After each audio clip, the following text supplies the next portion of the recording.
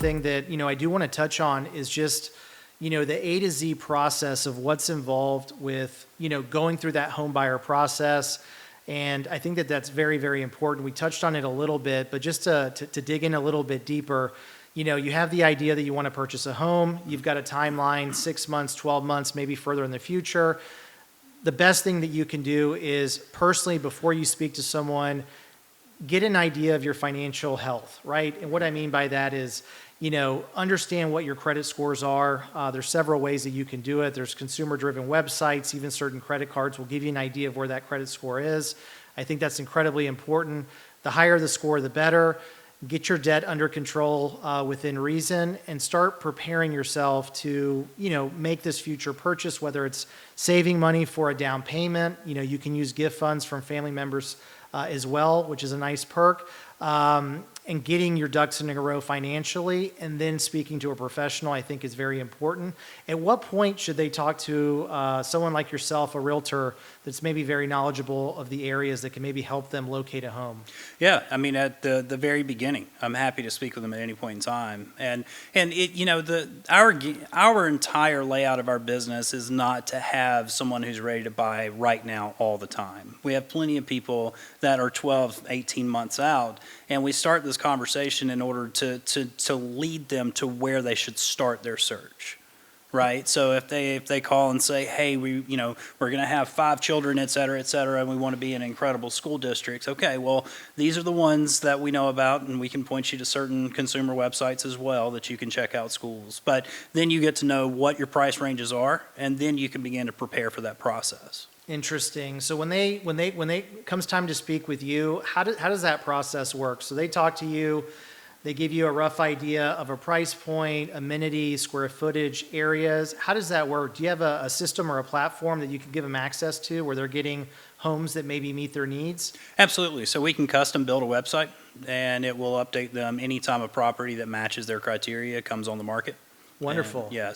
And it's ASAP. So the minute that syndicates, it's going to land in their inbox. They can take a look at it, and of course, give me a call, message me, whatever's best for them, and we'll have a discussion and see what's the best fit. Interesting. So that's probably a good strategy, I would guess, for people that are looking to buy, to start getting familiar with the market, the areas, the zip codes they're interested in, see how those sales go, how quickly, and over time, do you think getting access to a system like that puts them in a better position in the future when they're ready to buy, so they can get maybe the temperature of the areas and kind of get a better idea? Absolutely. It gives them a solid idea of trend lines and where the real deals are.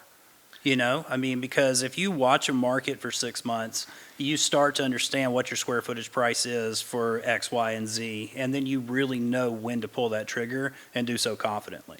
Interesting. And you can help them along that process, and they can provide feedback on what they're looking for. But no, that's a very interesting way to do it. And it's like anything else, anything that you're looking into, at first it's very overwhelming.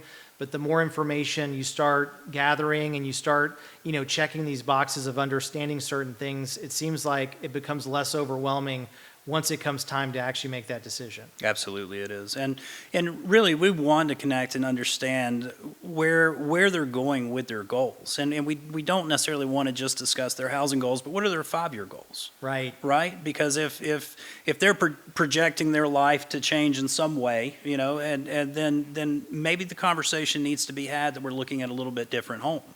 Right. One that may fit their future needs. So they're not bursting at the seams just because, they added a child or they decided to work from home or what may have you. Right. No, that makes a lot of sense. Taking a more holistic approach of, long-term, medium to long-term, where you want to be 5 to 10 years. And that does seem like a really good strategy, is to buy the house that you can today, that you're comfortable with, but also forward think and put yourself in a position that, to be in front of that growth and not only for the market, but for your own personal situation, your family, and maybe be able to buy the home for the long run. And it seems like you would be able to save quite a bit of time and money over time making that decision earlier, right? Oh, 1,000% agreed. Yeah. And not to say that life's not going to change and we can't come up with avenues and alternatives in order to maximize their investment. But if we can get ahead of that, then that's absolutely ideal. Right, right. And that's what I've heard and that's what I've, experienced in my career is, if you're planning on living in an area for at least 5 years, generally it does make sense to purchase a home. And, there's different ways to kind of structure that. Even if you buy a home that maybe doesn't fit your needs, you decide to trade up. We do have a lot of clients that end up maybe keeping that property as an income producing property or even an Airbnb, and then be able to purchase their new primary down the line, which is also an interesting strategy depending on what their goals are. Yeah, and that's one of the questions that we ask whenever we're speaking to people is, what type of personality are you? Once you hit the end of the road with this property, are you the personality type that would sell it and move on? Or would you like to keep it as a long-term hold and put it in your retirement portfolio? Interesting. So you're touching on that during these conversations to really figure out their long-term plan. And let me ask you, you mentioned, we talked about the portal earlier. So speak a little bit regarding, I know you have a very big network. You're super well connected. You've been doing this for a long time here in our market. Talk a little bit about the strategy of off-market properties that maybe you and your referral network have access to that can maybe give your clients, our clients rather, a leg up when it comes to finding a home. Absolutely. So my career is about connections, right? So of the thousands of realtors in the Atlanta market, we are constantly communicating and letting each other know what we have coming up, when it'll be ready, what type of property it is. But we also have the same thing in investment properties. I bet no less than 15 properties come across my desk on a daily basis that pay cash for. You could rehab it or potentially get a loan and purchase them, and it's just a seller who really just needs to get rid of the property as quickly as possible. So interesting. Now that makes a lot of sense. So basically what you're saying is once you have that conversation with a potential buyer, they're loan ready, they're looking to enter the market, they're actively looking.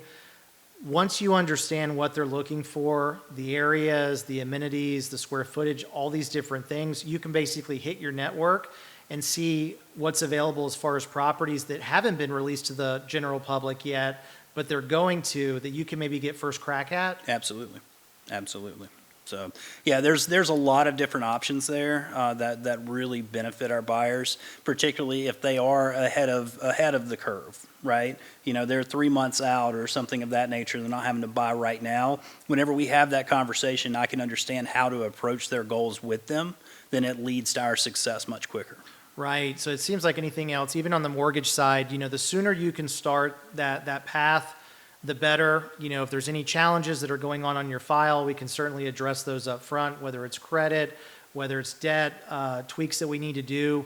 The sooner that we can get a hold of that file and understand what you're looking to do, the more fine tuning we can do. We do have a lot of clients that call in, they're ready to go, they're qualified, it's super simple, but we do have a lot of clients as well that don't know if they can buy, they're maybe challenged, and those are the types of clients we do like to dig in and have a little bit of time.